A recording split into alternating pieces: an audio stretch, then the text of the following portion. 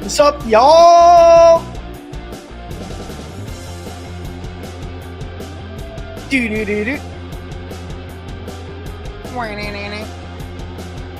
Gotta give my Les Paul the old shine-in soon. She needs a good oiling. Throw a pair of Slinky on her. Ernie balls. Engage.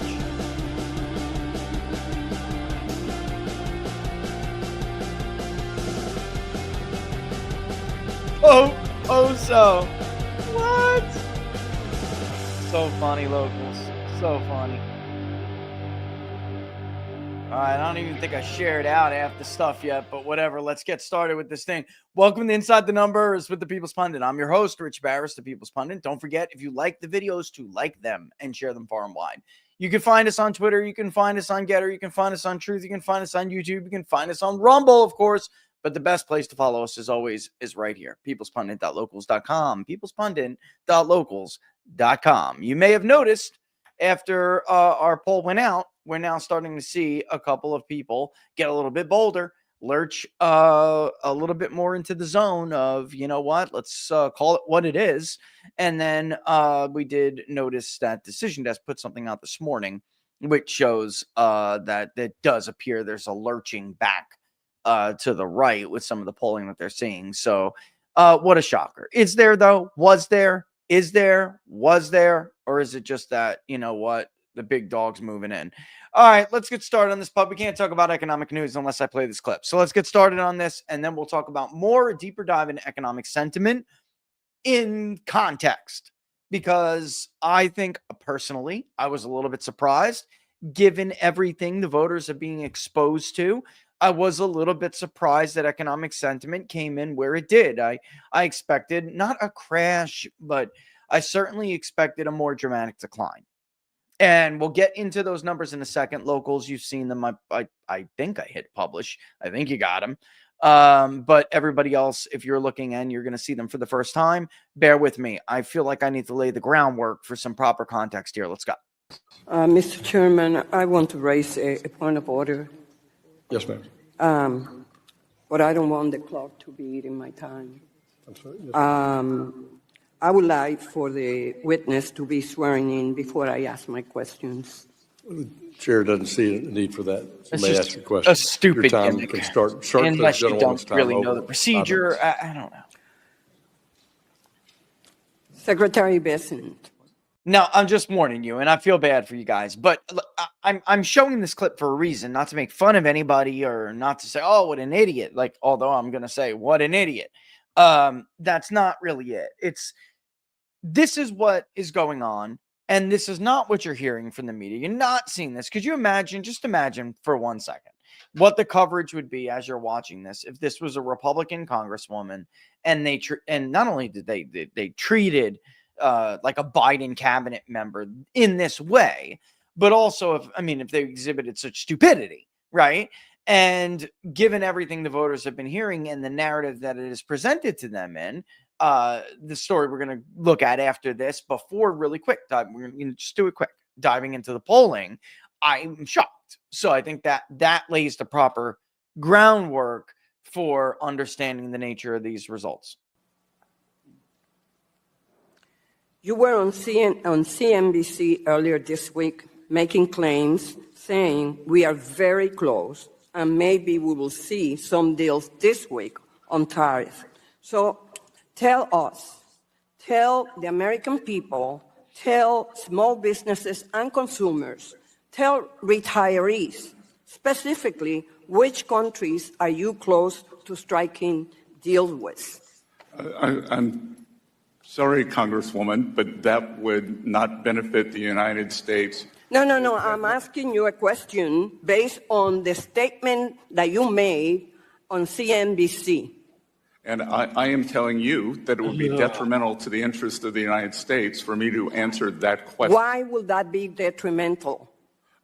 Because as the negotiations may still be in process as we speak, as we are not at the end of the week yet, I am sure that Okay, let me explain this a little bit better than Bessett did real quick. You can't do that because for many years, especially in the NAFTA era, and I know I skipped real quick over there, but in the NAFTA era and the era of globalization, whatever you want to call it, trade deals have been done in a multilateral fashion, if maybe bilateral, but usually it's just multilateral, meaning there is no real negotiation going on, okay? Not in the sense that it's a competitive negotiation. Am I understanding that? Am I explaining that correctly?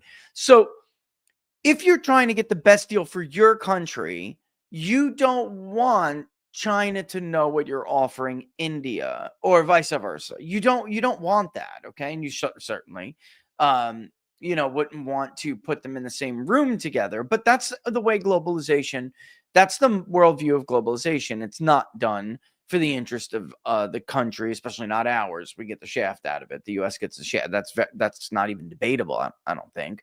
Well, maybe it is to some people, but it's not in reality. And that's why we're here. If you were right, Donald Trump wouldn't be president. All right.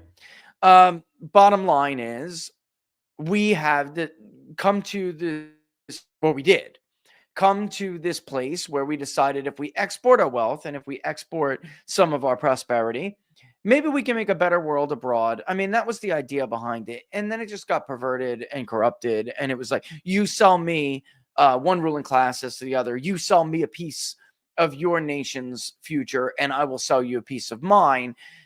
This is not the way that Donald Trump believes in doing business. It's not even the way all American presidents did before this era. It's the liberal nation state system where nations pursue their own interests in the best way forward for them, not in a way that is built on some foolhardy democratic peace theory written by Bruce Russet, who couldn't justify his thesis and was a joke. But this is the way that most of these State Department in Washington foreign policy blobs, this is the worldview they have. All right. So now that obviously leaks into trade negotiations. So of course it would be detrimental. It's like you showing your hand before the card game is over, for the round of, you're showing your hand. Bottom line. Do I need to be any more clear than that? It's the same reason why when you're negotiating in war, you don't show people what you are not willing to do. You don't give away your hand.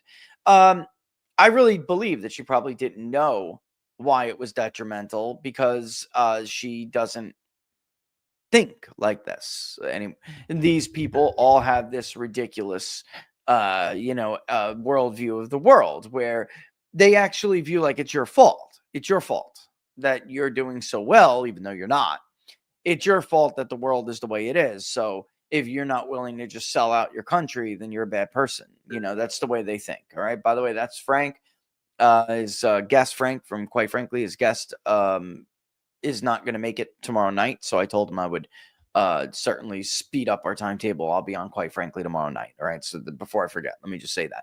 All right, let's get back to it. And then I'm not going to play this whole thing. Tell the American people, tell small businesses and consumers, tell retirees, specifically, which countries are you close to striking deals with? You can't do that. I'm That's stupid. sorry, Congresswoman, but that would not benefit the United States. No. I'm asking you a question based on the statement that you made on CNBC. And I am telling you that it would be detrimental to the interest of the Explaining to United you. States Right. for me to answer that question. Why will that be detrimental? Because as the negotiations may still be in process as we speak, as we are not at the end of the week yet, I am sure that you through your question, would not want to compromise U.S. negotiations. Reclaiming my time, Would you? Secretary Besson, the president goes into a press conference and claims that there are negotiations going on. And then the next day, there's no negotiations going on. So why would you not answer my question? And that will be considered detrimental to the American people, to the American economy. Did any of that make any sense? So just what I'm saying, why am I showing this? Not to make fun of anybody, although New York, you should be humiliated. All right. But it's to show people that this is not what voters are seeing. They're not seeing that the opposition to Trump on big economic reforms is predicated on some intellectual, like a credible intellectual argument. This is what is being discussed on a daily basis, right? And then the media hides that, and the media runs it in a way that they think is digestible to the public, and it's to sow fear, and it's to sow uncertainty. It's not, I mean, if the media showed them that, right, and that got equal time, more people would say to themselves, you know what? I'm less worried about the concerns of people like that. Like that woman's an idiot. But that's not what they get. And I said after the election, given all of how skewed the coverage is, how much the pollsters lie, it's a miracle the guy won. It's like a legit bona fide miracle. Maybe that's something the Cardinals should be voting on today as well. Modern day miracle. The whole world's against him. The entire corporate space is against him. The whole financial industry is against him. Global bureaucracy is against him. Global intelligence services are against him. And he still wins.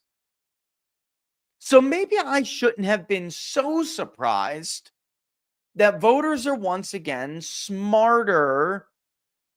Not that we give them credit for, but certainly more than media gives them credit for. And maybe they are quite capable, at least to some degree, of sifting through this. I would have thought that we would have seen a much bigger decline in economic sentiment, and we in fact did not see that. Before we look at that though, here's potentially why. Today the Bureau of Labor Statistics came out. Okay, I got to remove this. Yeah, the Bureau of Labor Statistics comes out, and I'll show you the report in a second. But the headline of the report is for business employment dynamics for the third quarter of 2024. We've spoken a lot about the lack of credibility in these bureaucracies. Even now, like you take the CBO, Brad Sherman. I mean, this is perfect. This guy from Fox News runs immediately to social media and to Fox News, so to do segments about the Congressional Budget Office releasing an analysis, right, of what's going on with these proposals that Congress, the big beautiful bill that Congress is dealing with.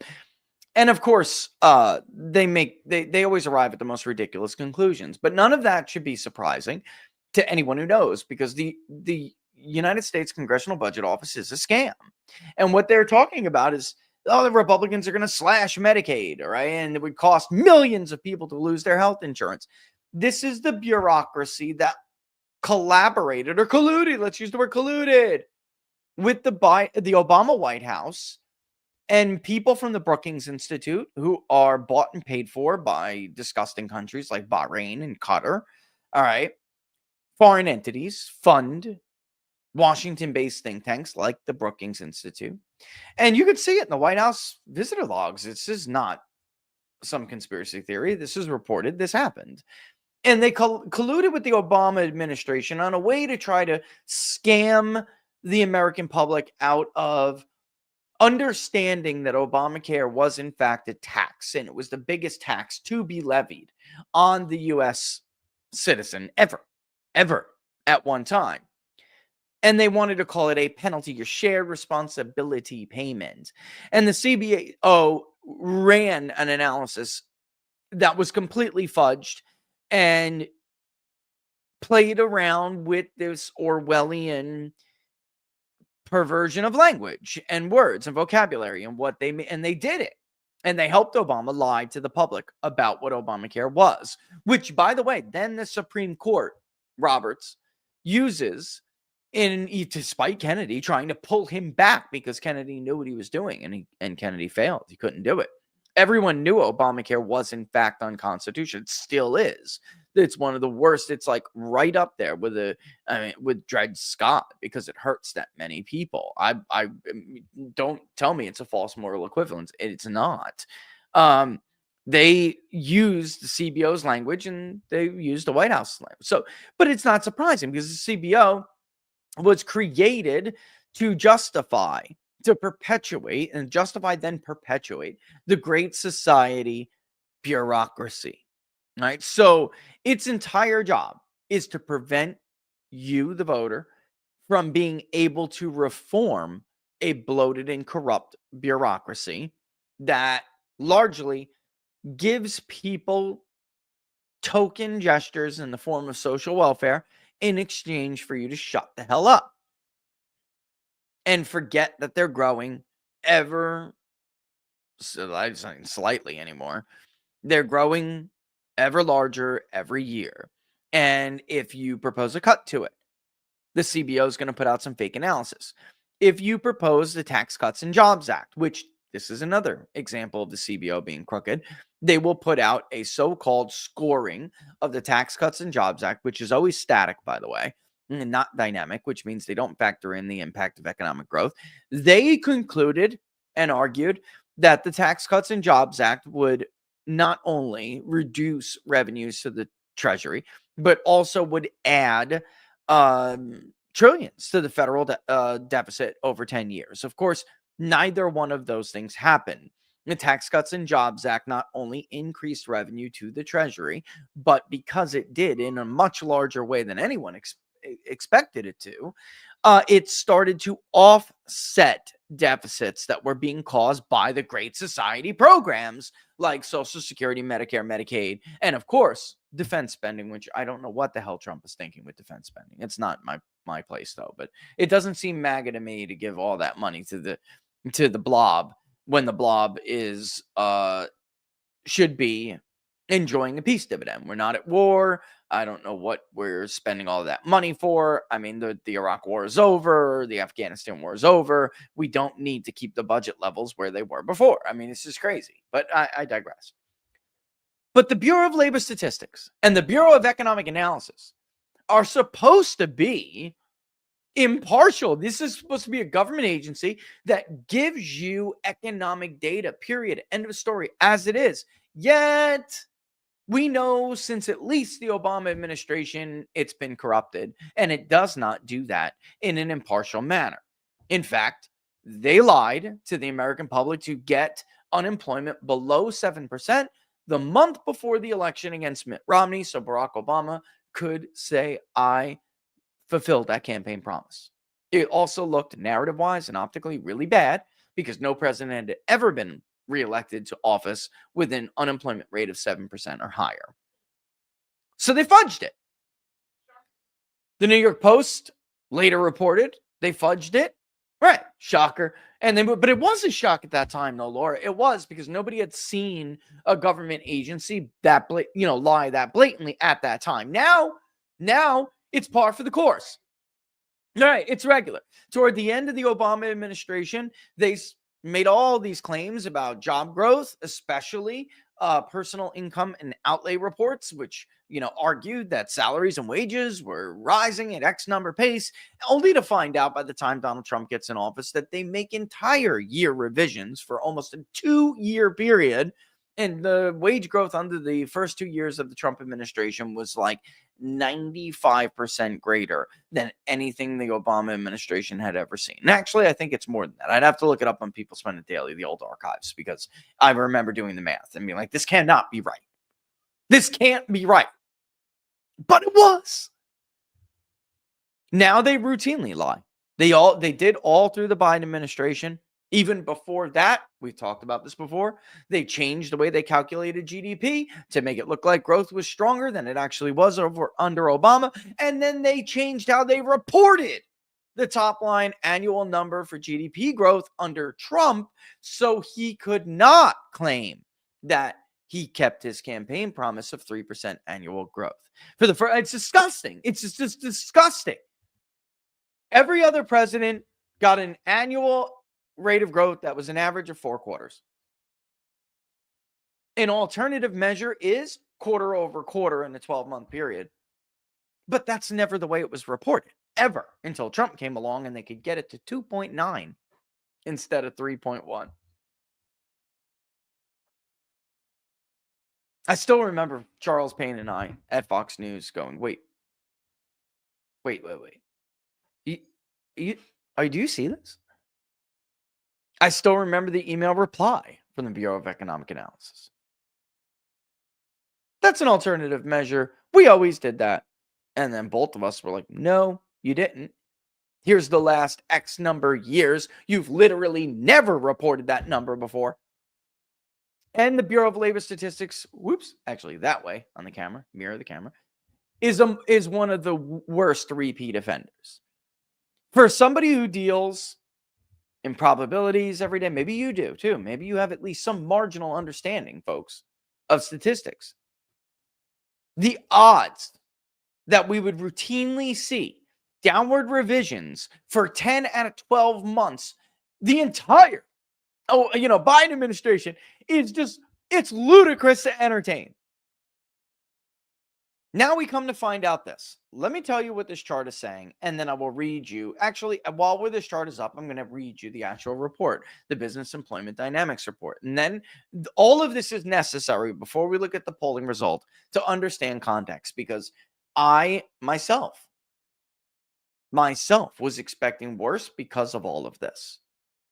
And yet the voter may yet again, have proven to be smarter and more resilient than the blob or any of these crooks give them credit for.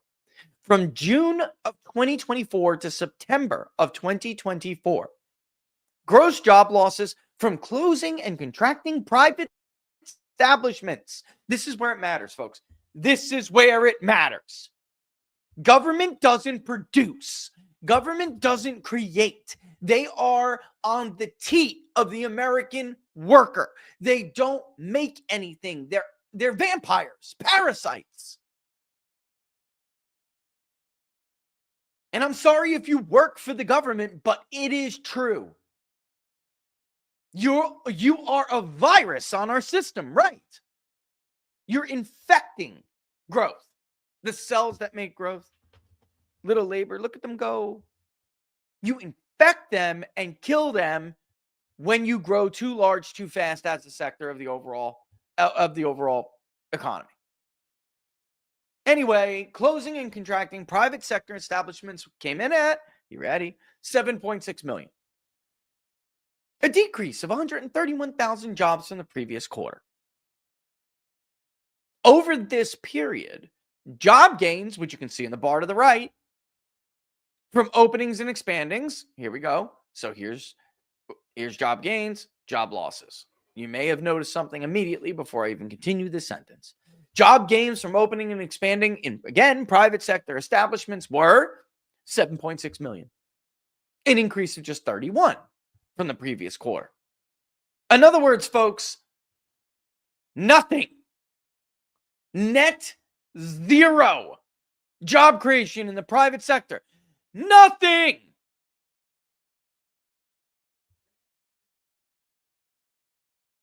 they lie.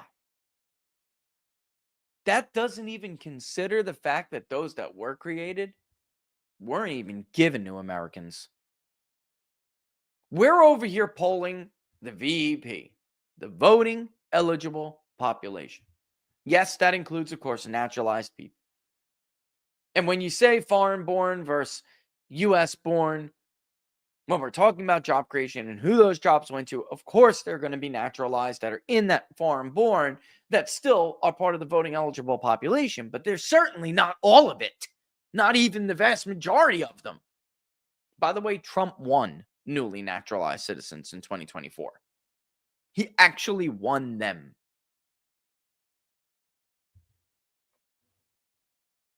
We're polling the population that's going to vote on this stuff and how they feel. And as it turns out, we have those 5 sub-indexes. And should I show do we really need to show the whole thing? Yeah, we might as well, because if we show the whole page on Big Data Poll as opposed to the zoomed up charts, we'll be able to go through one and not, over one and the other. We'll be able to just scroll up and down and show you both things, right? I will come back to this. I'll come back to this. Just bear with me for a second. We'll come back to this report. 335,000 jobs. Great. My ass. It's not real. None of this is real. That's probably why wage growth, not probably, wage growth, strong wage growth is only encouraged when there's actual competition. It's just like anything else. The labor market is just like anything else. Supply and demand. It's just anything else. If there's no damn job growth, the economy is literally not creating anything, then they're really not competing for qualified workers. And if they're not competing to get the best qualified workers, they're not offering more wages. So here's the 5 indicators for the Registered Voter Economic Confidence Index. You can see that the it's not transparent, but the lighter colored readings at the top are always the latest readings. Now, important to understand context here, and you'll see it when we go over the line graph of this. The last quarter survey where we measured economic confidence was a historic high. We have never seen numbers like this, even when Trump handed off the reins to Joe Biden and we were in the V-shaped recovery post-COVID. You could see actually from this chart that it steadily declined after Trump handed the presidency to Joe Biden. But then it did start to pick up with all of those just horrible readings from the 2022 calendar year, which was filled with skyrocketing inflation, all sorts of product shortages, which is just amazing to me that Pete Buttigieg is, emerging as one of their greatest spokesmen, because this was the guy who was literally in charge, of course, of transportation when we couldn't even get cargo ships into the port of New York or Los Angeles, for that matter, to bring us goods. Grocery stores were empty because the supply chain was so messed up.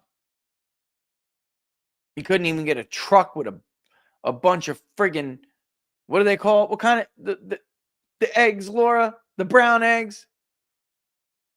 Non-cage, what are they called? Yeah, I love Eggland, right. But what do they actually call them? There's a term for it. But it's a domestic product. The supply chain was so messed up, you couldn't even get them. Yeah. There's a word for them. Right, but the basic necessities, you remember that? I mean, we all remember that. That's where, yeah. I mean, you could see May of 2022, August of 22. Look at how bad those readings were. But then in January, with new optimism coming, soaring from Trump coming back into office, you can see numbers just skyrocket. The last one of the indicator all the way on the far right is expectations for total family income. All right. And I started to add the questions there so everybody could see how this is actually done. But please assign either a positive, neutral, or negative rating to reflect your perception of each of the following. It's basically the way that the Consumer Confidence Index is done. And expectations for total family income, which is the inflation-related sub-indicator, exploded. Like we have never seen it at 64.4%. Never. Obviously, it declined this month. But when I looked at how much it declined, and I would argue this index matters. I don't want to say more than the others, but we are always constantly obsessed with inflation. And when you're talking about tariffs, especially those fears, what you're ultimately talking about is, oh my God, the price of goods is going to go up. It's inflation. And yet, expectations for total family income came in at 54.8%. Need to remind everybody that readings above 50 indicate a positive reading or growth. This is sentiment that the economy is growing, it's doing well. Those below 50 indicate contraction and negative sentiment. 54.8% is above the average of this index. So while it did fall considerably, almost 10 points, this is not that bad. I expected this to completely crater. And for those who need a reference point, in May of 2022, this sub-indicator, not index, but it is like a sub-index of two sub-indexes. That's why we call it a sub-indicator. It was 31.6%. 54.8 is not horrible. It's not exceptional the way it was last quarter, but it's not horrible. Expectations for employment also fell from 68%, highest reading ever, if I remember correctly. Yes, it is. The highest reading ever. The highest under Joe Biden, I believe, was, 65. Yet, this month, it came in at 56.8. Very strong still. Again, to compare, because Americans tend to have a good feeling about the future. They tend to be optimistic people. Like, by nature, they do. The lowest reading was 42.8. So still well above the low and actually still above the average reading for this survey. And then this last one, together with the two I just cited, they make up the future or the expectations index. It's really simple. You find these three relative values, you add them up, and you divide them by 3. It's an average. Expectations for business conditions, again, still positive, but down from 67 to 54.7. Again, not really horrible. Certainly not where it was when Joe Biden was in office.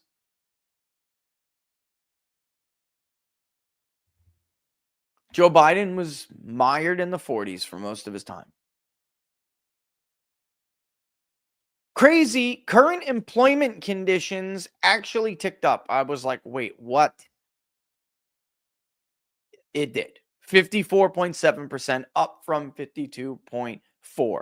So people actually think the labor market under Donald Trump is much better than it has been in recent memory. Why? How could that be? I think it's probably because they're getting the jobs.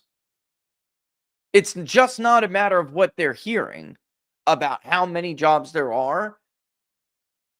I think it matters that under Donald Trump, and this was a criticism I and many others had of him under his first term, we felt that while the economy was firing on all 4 cylinders, it wasn't exactly true, or I would say it wasn't exactly honest not to point out that a lot of his supporters were not getting these jobs.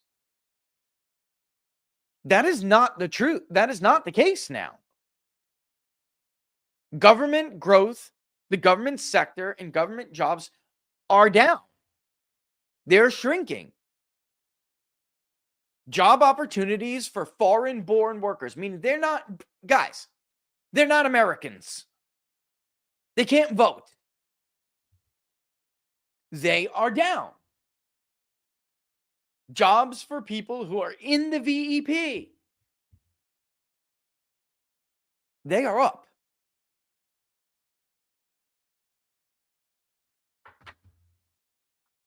Doesn't that strike you as significant? Especially when you're considering the other half of the current conditions index, which is current business conditions. You have your views about current employment and your views about current business in general. How is the business environment? That fell. It was at an all-time high last month of 51.2. It fell to 43.1. By the way, if you look at what is normal for this index, it's not that terrible. But it still is the most, I would argue, it's the most negative reading, not because of its level. And yet they just don't, it doesn't seem to translate to how they feel about the job market for themselves, or even about how they feel about it in the future. They think it's going to be gangbuster in the future. There are only 3 readings in the history of this survey as high as the reading we got this month for the 6-month outlook on the job market. This is why I don't think that pollsters in big media and the university and all the other narrative show polls, they're not getting to the core of anything. Is the economy good or bad? Do you blame Trump for the economy or not? I swear that's a poll question that was released today. Do you blame Donald Trump? How could you just say, first of all, whose economy is it is a better question, but do you blame him? It's a loaded question. And it doesn't get to how they feel about the entire environment at all. This is why I said there's a risk here for Democrats and the president's opponents, a huge risk. Because right now they're kind of like scared over how the business conditions are right now, but the labor market to them actually looks good for them. And 6 months from now, they're not really expecting this all to fall to shit. And if it doesn't, it's going to go up to the moon again, along with his approval rating.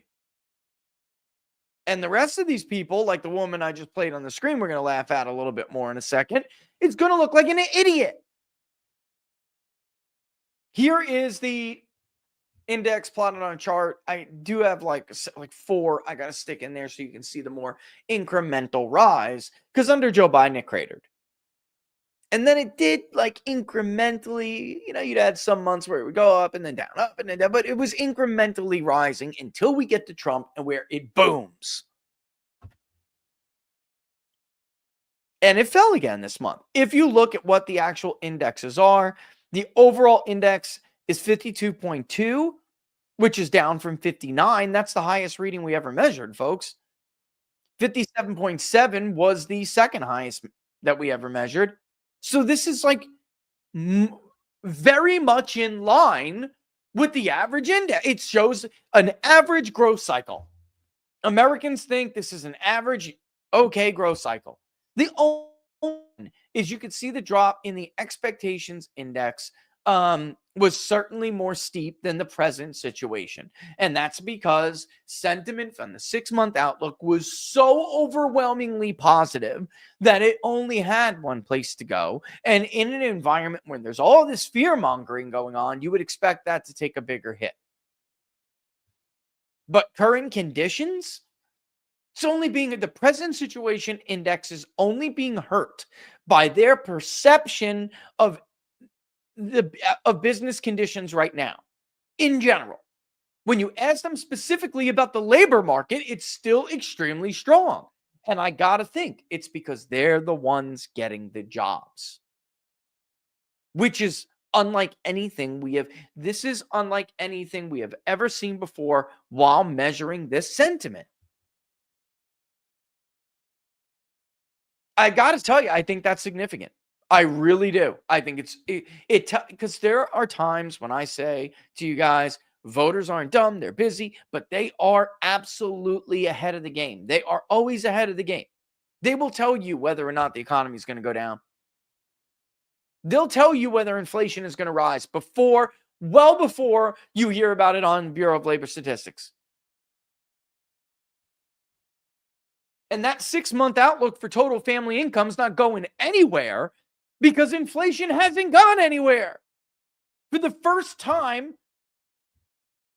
and I'd have to go back and look. I can't remember how long it's been. But for the first time in a very long time, the last gauge we got on inflation was actually a reduction, not a reduction in the rate of inflation. Prices fell. They knew that before we ever heard about it from the corrupt Bureau of Labor Statistics, who keeps fudging numbers for friendly administrations. No job growth. Net zero under Biden. No wonder the current employment condition index is doing well. It's the only one that rose from an all-time high. Voters are not as dumb as the media and the Democratic Party and Republican establishment types think they are. They are not dumb. And with that in mind, I'm going to take a break, and then we're going to bring on a special guest who I did not want to tell you about because I didn't know if he was going to make it, but here he is. All right, let me take a break real quick, and when we come back, we'll talk more about it. Look, we all know how much the People's Pundit is absolutely in love with 1775 coffee, all right? We've heard the hype from me, but you've seen the launches, right? They're selling out like crazy of these kits. If you still haven't tried 1775 yet, folks, this is your shot because they've launched the 1775 starter kit, and the first drop is limited to the first 1,000 units. So, I mean, grab it while you can. Grab it while you can. And in fact, I want to show it to you real quick because it's actually, oh my God, I almost killed my whole screen. It's actually really cool. All right, there it is. Bam. All right. I got mine, right? Starter kit is not some dinky sampler pack. It's a full-on pack of caffeine freedom, all in this delicious little box. It's going to come. The presentation's amazing, by the way. Oh, it's a bold dark roast that's going to, hit harder than a CNN fact check.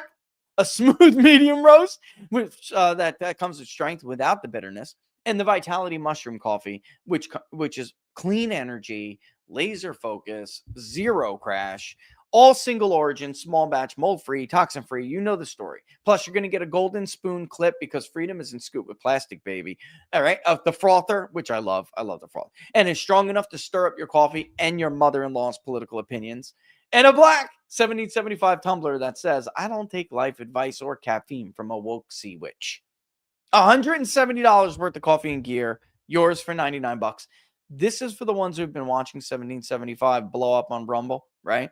Wondering if it's actually worth it. It is. Go get it. Check it out. 1775coffee.com/TPP for the People's Pundit. And grab your starter kit before it's gone, guys. All right. Bold beans, clean fuel, and a morning routine that stands for something. Just like Rumble does. And just like they have for us. Start your day with coffee that actually backs who and what you believe. All right. This is a great little kit. Great little kit. Let me get this out of here. I also want to go over right track, wrong track. And it's perfect to do it with my next guest because he's seen it too. Ladies and gentlemen, again, back by popular demand, it's Mark Mitchell. Man, my mom just talked to me today, and I guess the algorithm gave him our show from last week. And she's like, oh, you guys were having so much fun. It was great TV. So, and it came through. It came through. Yeah, I just got your text. I'm sitting here like making thumbnails and stuff like that. It's I get lost in the artistic process, I do too. It's fun, isn't it? I mean, that's part of it, and it is. Some of it's a lot of it, Mark, as you know, is stressful. And when you get to have fun with some of the stuff, then do it. You know what I mean? I mean, let's take our wins while we can, brother. Let's take our wins while we can.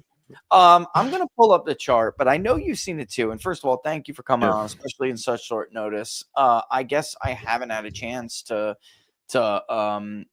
upgrade the chart, or at least the chart's not upgrading. I see my numbers here. I don't know why it's not. Let me try it one more time to save it. But you, I know, are finding the same thing. Even with Trump's approval getting more competitive, right? Um, tightening up, whatever you want to call it, certainly not what others are seeing. But even with that going on, our right track, wrong track keeps improving. What do you see? Before I gotta find mine so I can bring it up here, but I know you guys are seeing the same thing. Like people, I don't think they appreciate, Mark, how bad right track, wrong track has been for years. Years. Yeah. Well, it's weird because everything has objectively gotten worse in the country, and yet it's like right direction's been low, but it's kind of been going up. And I Yeah. don't know exactly what we can. I mean, there was a great financial crisis, and that's kind of in the rearview mirror, but I got my chart up. Hold on. Yeah. So, like, I yeah, think can you show it or you want me to show it? Because I'm finally getting close to mine, but it's not ready yet. So if you got something you want to present, let me know and I can throw it up yeah, for you, I believe. it's up there. And like we're There it not is. big companies, so people got to understand when we put this polling together, like I can't keep track of 50 million different things I could ask and then rotate them and blah blah blah. So we do a lot of polling, and this is just one question that we've just been asking for decades because it's been part of our poll. And it's obviously an important question, but if you see, I mean, right direction's the blue line. This is going back all the way to 2006, and it was pretty bad at the end of Bush 2. It was down to 10%. And the lows have been moving up. Obama, what you can see, like under Obama, the average of right direction is about 30%. We had to go up to 40% during his inauguration, got up to 40 couple percent the second time around. Where is the big spike in all this? It's Trump's first inauguration. And Yep. then we are back up to there. And we set a record 2 months ago where we had the highest right direction ever. And for the first time in our polling, a higher right direction than wrong track. And if you look at this chart, it's going to look entirely different than Real Clear Politics, because the industry's got like a 4 or 5 point anti-Trump sandbag. It does. Yeah. And I gotta tell you, it turned out, and I was talking to Laura about this, as it turns out, for years I was just like, whatever, I don't care. I don't care. But you know what? I guess I did care. And I cared more than I thought, because it's cool to see it up there now. And it's cool because Real Clear Politics, their product is only going to get better the more they add more accurate input data, right? So that's their ultimate issue, was that crap in, crap out, guys, Yeah. bad data in, bad data out.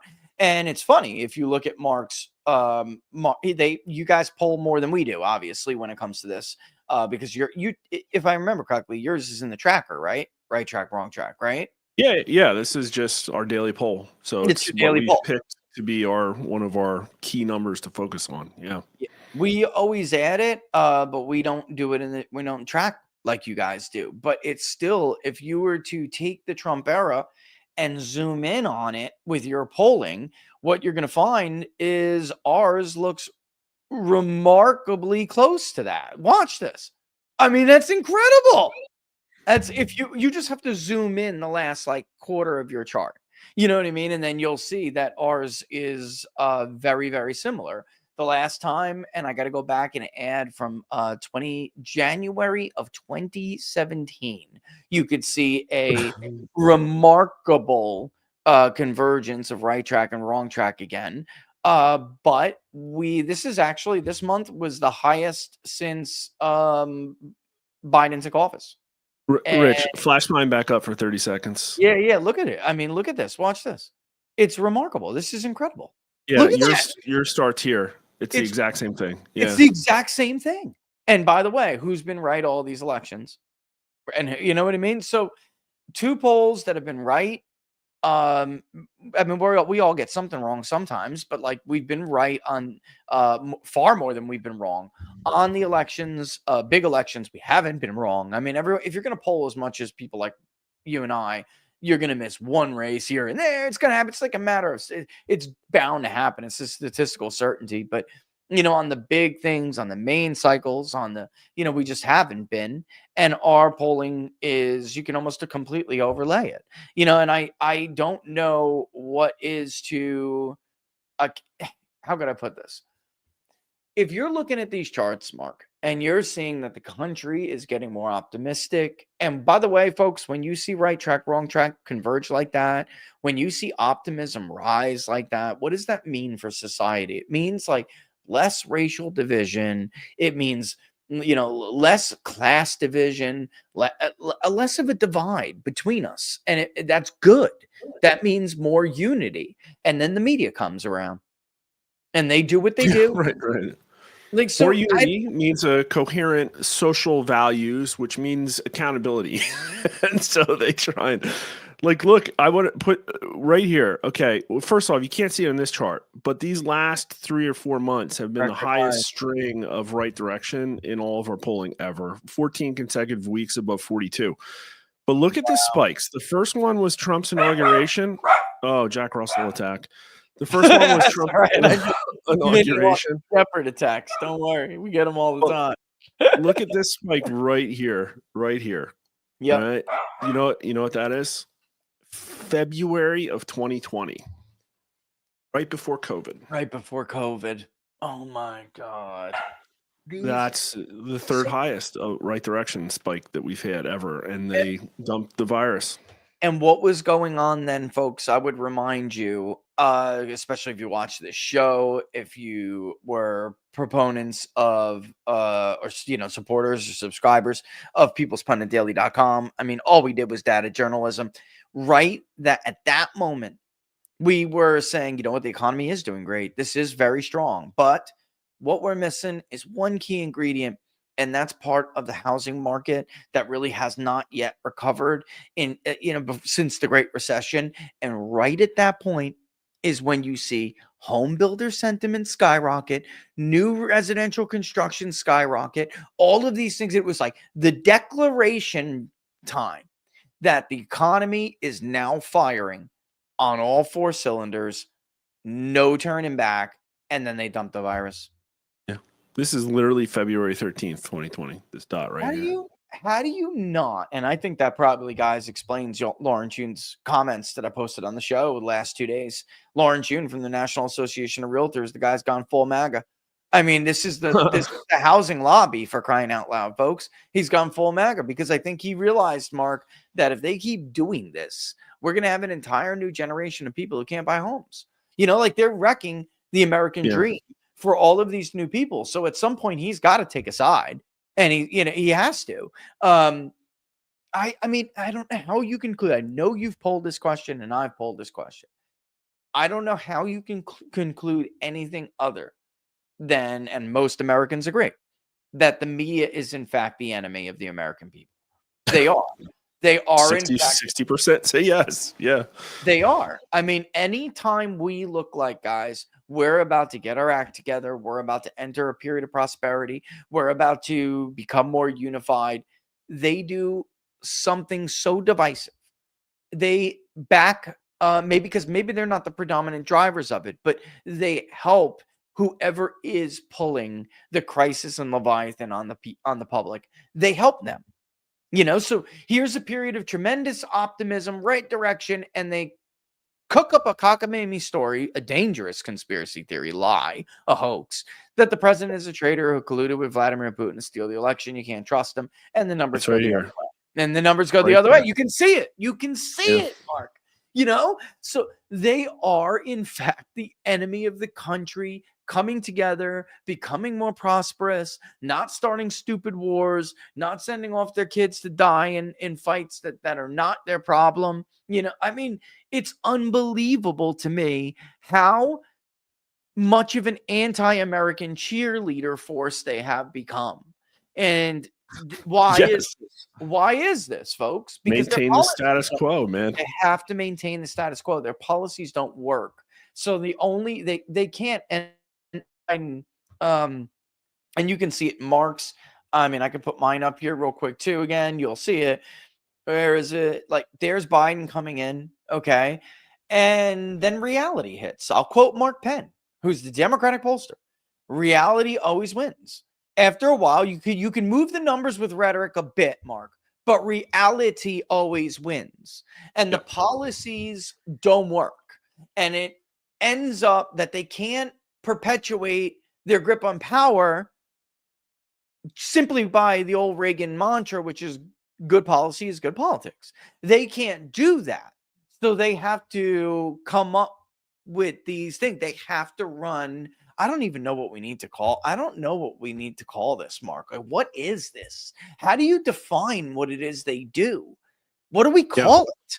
I've been using PSYOP for, it's such a loaded, there's so much to pack into it. And it's like you need a short little word for the YouTube titles. And I don't even know if people, that's what I was literally doing. I'm making a thumbnail because I'm talking about, we talked Monday night about the PSYOP and I'm repackaging it. And it's clear as day.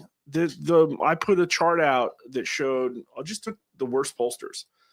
The ones that always lie, and I compared it to our numbers on Where Trump is approval. that on your Twitter? Is that Oh, on let me your get it's Twitter? on my Twitter feed. I want to see that. It sticks out like a freaking sore thumb. Oh, It's so painfully obvious what they did here. Do I have it bookmarked? I gotta find. I gotta scroll. When was it? Yesterday? I gotta. And I was posting about Ren and Stimpy last night. I saw Ren and Stimpy last night, man. Why is America's most renowned pollster tweeting about Ren and Stimpy? Zeitgeist. Yeah, just having fun. I uncovered the Spike episodes. I had never really known about them, and it's horrible. They're just the worst. I mean, I'm seeing the line charts where you make the approval. Oh, worse than 80 years chart. Is that it? Maybe. What I don't remember what it's a really good chart, actually. This is worth bringing up. Let me show you the orange and blue one. That's probably the one. It's different, but okay. All right. Yeah, all right. I'll find the other one while you put that up. But look at that. I mean, look at this. And by the way, again, if you take the few of us who very clearly do a better job than others every election, you would see something really close. So you wrote it's the worst in 80 years. His base is showing cracks. Yeah. Right. And by the way, look at Cook Politico report put out their thing today.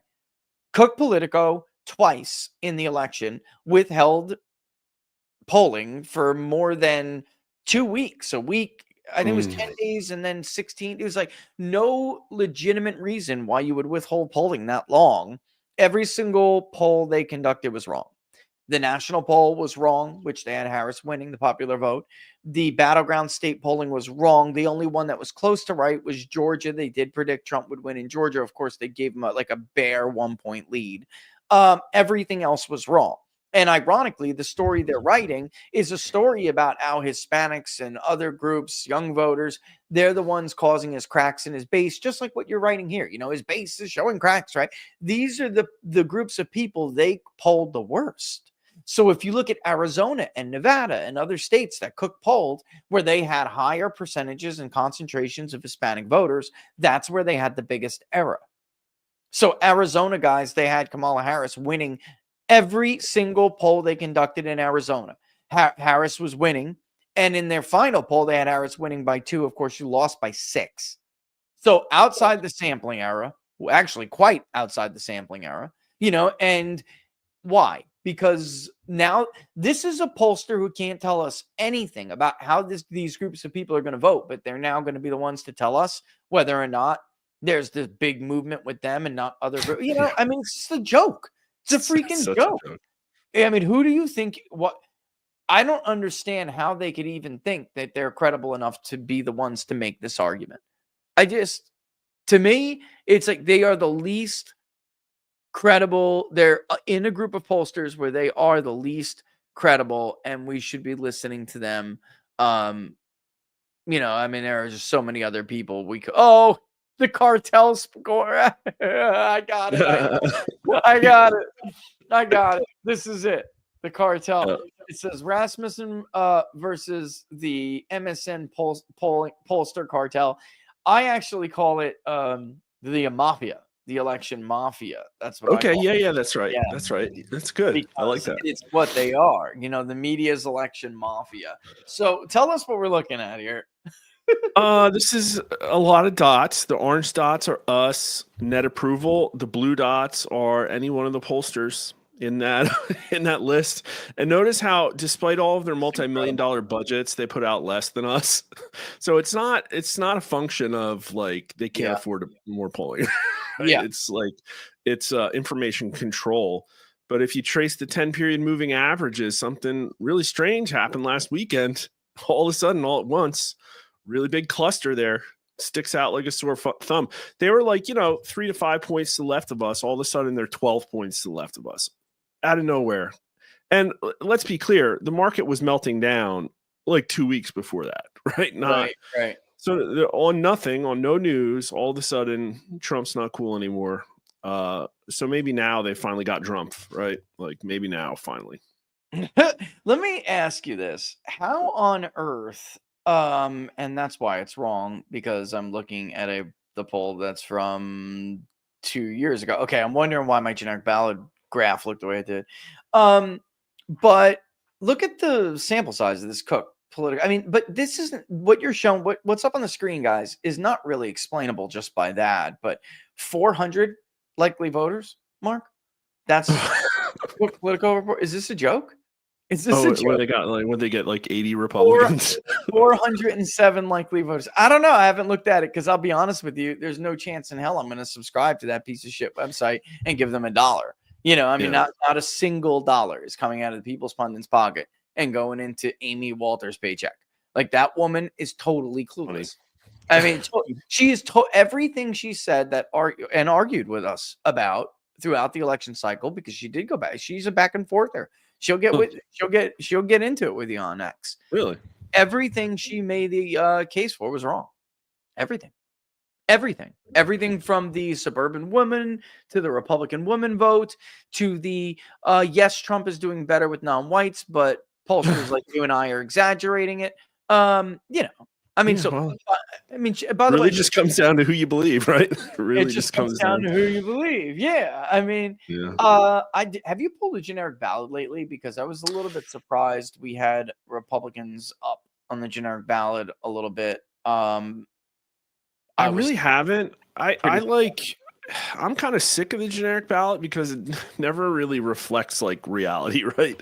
It's everybody's like, oh, Republicans are +3. How come they didn't pick up any seats? And it's like, well, we all know the answer. We all, they run crappy candidates. They get continuously out electioneered. There's a ubiquitous funding disadvantage for Republicans, but guarantee you, if I ran it right now, I would probably, our final was. Actually, our generic ballot was more accurate than our national popular vote for president was. We had final GOP +3, and it was GOP +3 almost every time we ran it. So it probably would be again today. And actually, that's higher than Trump's net popular vote. Like, that's the thing, is that Trump actually gets people to the ballots, though. You know what I mean? So there's a lot of, like, I don't know, nursing home Republicans or whatever. And again, it's going to be completely unpredictable of what the House looks like. This is why, I mean, when it comes to the generic ballot, I'm a little bit frustrated with it too. You and I both know they sabotage their own candidates. They don't get the vote out where it matters. They lag Donald Trump with these core groups, so they don't win districts that they should be winning. And of course, Chris Christie, his fat ass, had one job, and that was to make sure that redistricting was done fairly. He supported these so-called independent commissions all over the country that are not independent. I worked with one in California, I remember, and it was like, I didn't work with them, but I worked I worked with somebody else who was in contact with them, because we had to know what the iterations were. And anytime we all ran our independent analysis on our side to see whether or not these districts were factoring in for everything redistricting is supposed to be, folks. It's not just supposed to be about population. All right. You're supposed to care about geography, terrain, culture, all that. Right. So you're not supposed to lump in. And I mean, we've heard people like David Wasserman do this all the time. Like, why are you taking a bunch of rural whites to wipe out a little corner of urban America, right? So they don't like it when it's done to them. Yet that's exactly what they did with Albuquerque, carving out this part of Albuquerque, and then, using it to not just to wipe out the Republican vote share in the rest of the rural parts of the state and competitive parts of the state that are getting more Republican. We've seen them do in North Carolina. That was another great example.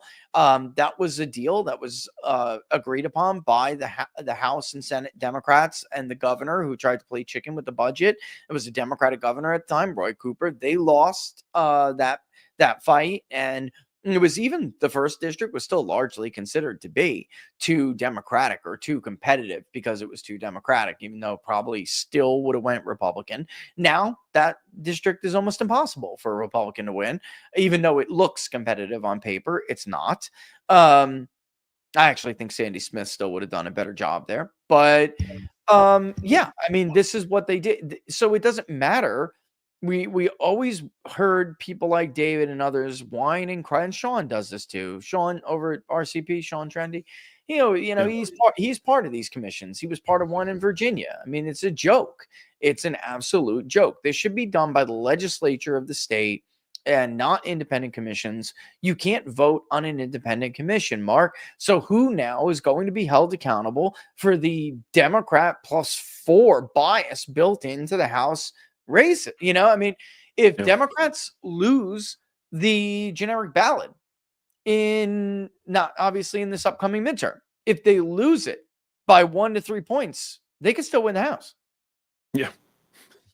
100%. Especially with all the extra help they get with the counting, Of course. But we had to deal with that now. And just today, the Supreme Court, the conservative candidate for the Supreme Court in North Carolina conceded.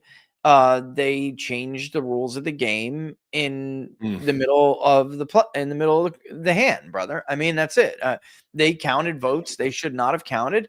The North Carolina courts agreed, but they went and got a federal judge to agree with them because the federal bench is liberal and corrupt, and he has nowhere else to go unless he brings it to the Supreme Court. What's the point? I mean, so he finally conceded after all this time. I mean, they robbed him, brother. He was ahead thousands of votes. They counted absentee ballot votes that are not verified by voter ID, and that's it. I mean, you can pack the box with whatever you want, guys. If you do that, how many votes? Never going to be an audit, right? Of course not. Of course not. You and I could go and canvass those houses or call them, and I guarantee you we'll find thousands and thousands of people who said they did not vote in the Supreme Court race. I guarantee it. I mean, we've done it. We've all been down this road before. So, I mean, the fact of the matter is Republicans get outclassed by this stuff all the time. So there are all these built-in disadvantages that they have. It's almost like the generic ballot is totally even, I did it. Let's be clear. Let's sharpen the pencil on exactly what's happening here. Is that the Republicans, conservatives, MAGA conservatives have an army of grassroots volunteers that work tirelessly to canvass, to look up election integrity stuff, to get out the vote. Okay. Then, in my opinion, on the internet, a lot of focus, attention, and praise and credit goes to a very few individuals who are really open about maybe a little bit too overzealous in describing their impact on the election. We all know who those people are. Come on. Two of them are fighting right now, but those are small organizations that are not well funded that in many cases are taking credit, in my understanding, for the hard work of essentially all of these little disparate groups that have no centralized leadership period whatsoever. And so the Republican establishment at a state level, at a national level, knows these groups exist, doesn't engage with them, doesn't help them at all. And in fact, as you said, works against them by running horrible candidates and spending all of the money on the Republican, massive consulting Ouroboros. That's what it is, right? Yeah, I know this drives a bunch of people that I personally know absolutely nuts. That there are two groups specifically, and we don't have to name them. We know who they are. They took credit for everything. They took credit for everything. Yeah. Mark. I mean, you told me that story about, was it Wisconsin? Yeah. I can't stand when I see people put things up on Twitter like, I delivered this state for so-and-so. Like, okay. Give me a break. First of all, you're insulting all of the people who helped. That's number one. I mean, that's number one. You're really insulting the president. Bad. As if because all of our research was very, very clear. if Donald Trump wasn't the candidate, these groups could have been funded 10 times more than they were funded. And they still would not have got those votes out because those people were not going to cast votes for anybody but Donald Trump. We know that. We have that research. Oh, it's and going to be Rich. I don't bad. want to Yeah. interrupt, but I did my first 2028 matchups that weren't Stephen A. Smith, and I can't say what they are yet. It's under embargo, but they're not good. They are not good for JD right? Vance. No, they're not good. And he's got a long way to go. And somebody actually asked me and Barnes a question about that on Monday. I guess you had made a comment in an interview or something. And somebody had, or maybe you posted on X or something. And you were like, look, JD does not poll like Trump or something, you said. Nope. And he doesn't, guys. I mean, we actually did have him return. And it's funny, Decision Desk put that up this morning that that is the case. We had him return to slightly positive territory. I can show that real quick. But it's not, when you look at it, for instance, look at JD, 25.1% very favorable, 21.4% somewhat favorable for a combined rating of 46.5%. That is slightly above order to the 44.4% that view him negative, unfavorably, but 32% is very unfavorably. He's the vice president. It's not a really high profile off. It's not. So a lot of people don't understand how much of he's got a long way to go. Now compare that to Trump, who, by the way, look at that. He shouldn't be getting 9% not sures either. I'll tell you what. I know. And it's like, look at Trump. He's over 50, in favorable. And I know that we're right. I know we are. I don't know. These other pollsters coming up with these, unfavorable plus 12s. They're just full of crap, Mark. They're just full of crap. I'm so sick of it. I remember because I'm a superstitious guy. I don't like to peek at the results. Wait, is this registered or likely? It's registered. It's registered. Yeah, okay. That explains it. Because mine are more politicized. I got like a 35% Trump strong approve and a 40% strong disapprove. Yeah, okay. Just make sure. I can actually show the screens. Like if you do, I'd have to remove it and bring up the other one, which is in my. It's the back end of Market Site where you could see, but I don't. This is all registered voters. We'll start to show people what it is with likely voters, and then even by vote history. It's just I don't know what else I could do to make this clearer to people. Some people who misrepresented or misreported our polling results were claiming they didn't know the difference between the populations. So for instance, we would write all or total, which we thought was meant to we thought people would understand that's the entire registered voter sample. And then between that, we broke it down with those who are unlikely and those who are likely. And in the likely vote, it was spot on for the national popular vote. Spot on. I think we were like 0.1 or 2, 0.1 or 0.1 or 0.2 off. And then that was misrepresented by several people, including Atlas Intel. And they were claiming, don't get me started. They were claiming that they misread it, but I watched what Laura sent to them to clarify. Like it was exactly what. So we did it this way so nobody could begin to try to do that again. And then also over at RCP until we give them a different I don't know. There's got to be a better way where I can show this, Mark, because I just confused some people. I know legitimately, but then you had others I know are full of shit, and they took that and used it as an excuse to misrepresent themselves as the most accurate pollster. And as it's like very cute little trick, but Laura wrote on there specifically what is what. So there's no way you could have misread it. I didn't write it in Brazilian, bro. It was in English. Oh no. Okay. By the way, stay tuned, folks. Stay tuned. All right. You think that charade was going on forever? It's not. All right. So it's 3:15. What you got going on today, brother? I'm gonna go get my kid from the bus stop here. I usually we have to wrap it around 3-ish or so, but I wanted to go over a little bit, try to get in some of this other stuff. But what do you got going on today? I'm not streaming today. I'm going to stream tomorrow. I got a guest. I met somebody down at AmFest, and she is incredible. Canada is very different than the United States. It's a lot smaller. The politics are a lot different and strange. And I just hit it off with her. It turns out that she's one of the larger conservative voices in Saskatchewan. Yeah. And since the election, things do not look good for Canada. So not only is Alberta looking at seceding, but Saskatchewan has started this massive petition to have a referendum on secession, and it's getting hundreds of thousands of signatures in a province that's only got like a couple million people. Like, it's not a big province. And so the prime minister of Saskatchewan has been like attacking her publicly, and we're going to have her on the show. So it's going to be good times. Well, I will tell you, I'm going to be watching that because I've been watching the teases on X. So what time is that going to be? I'm gonna watch. Oh, are we? I think it's at noon. So I don't think we're. No, you don't. Oh, know no. I'm sorry.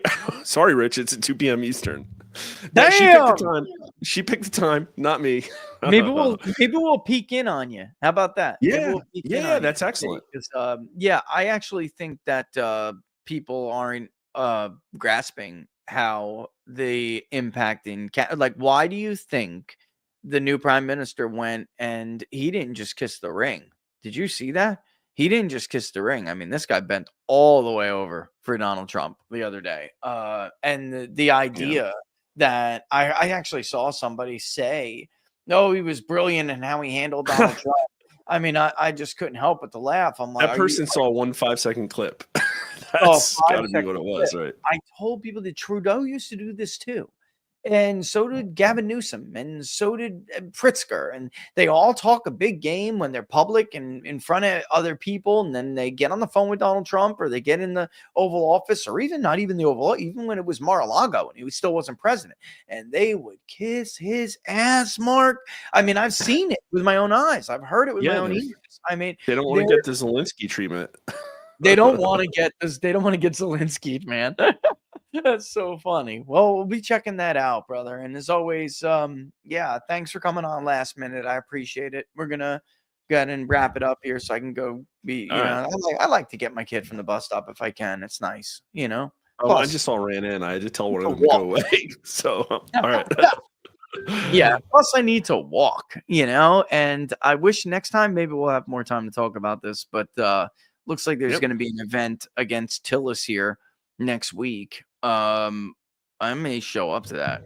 I gotta tell you, I've been thinking about something here, Mark.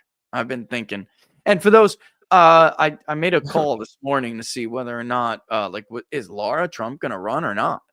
You know, because this guy cannot remain the senator of the state of North Carolina, a state that is constantly polled incorrectly and voted for Trump pretty comfortably. And this guy, Trump has now won the state by margins he has never been able to touch as a U.S. senator. And he's not at all representative of what the voters want. And those are big things. I mean, the fact that you're going to have, you're not going to get Trump's appointment there, and some fanatic liberal judge is going to make that appointment. See, I told you we're going to get some mini Aussie Shepherds. Yeah. I mean, the fact that, these are big things. These are big things. And we all know they're just trying to wait out Trump so they could try to return to business as usual. And there has to be some kind of implication. There has to be some sort of reckoning with this. And they really, I see there's only one way to do it. Not going to. Well, she did work with Whatley. Let's not forget, right? Whatley was North Carolina RNC head, right? Now, they were co-chairs of the RNC together, and I don't know what that guy's been doing, but whatever he's doing, he needs to do more of it, right? Because they definitely have to clean house. Yeah, they sure do. All right, well, check them out on X, folks, at Honest Pollster. All right. And of course, Rasmussen _ reports on, right? It's Rasmussen _ reports. Rasmussen _ poll. Oh, Rasmussen _ poll. That was close. Yeah. I auto type. There's the laziness of modern technology. I auto type and you guys pop right up, you know? So, all right. As always, brother, thanks for joining on short notice. We'll see you soon. All right. Yeah. Good times. Thanks for having me here. Always. Anytime, brother. Anytime. Mark Mitchell, Rasmussen Reports, ladies and gentlemen. And I'm going to boogie. That was my one coming home, which is always my internal alarm that it's time to go get the little guy. So I'm going to go do that. Go dive through the crosstabs and look at the economic sentiment. If you're unsure how the methodology for that index works, go to bigdatapoll.com and you will see. It's actually, if you go to the page for the tracker and scroll down, you will get a very detailed description of how to do it yourself. And I just think I made a pretty strong case here, right? Why is that one index for employment conditions right now increasing when other things have declined, but they have not even declined as much as I would have expected them to, which we talked about earlier. But why is that one increasing? Right? I think we're right. I think I'm right why that is. I think voters typically know before the rest of us can report it, All right. So with that in mind, I'm going to kick rocks as always. I'm going to get out of here. Don't forget, you can follow us on YouTube. You can follow us on X. You can follow us on Locals. You can follow us, on Getter and YouTube and everywhere else. But the best place is the one right there I just said, Locals. peoplespundit.locals.com. peoplespundit.locals.com. I'll see you all soon. Have a great day. Hope it's as beautiful as it is by my neck of the woods, where it's gorgeous. I'm out.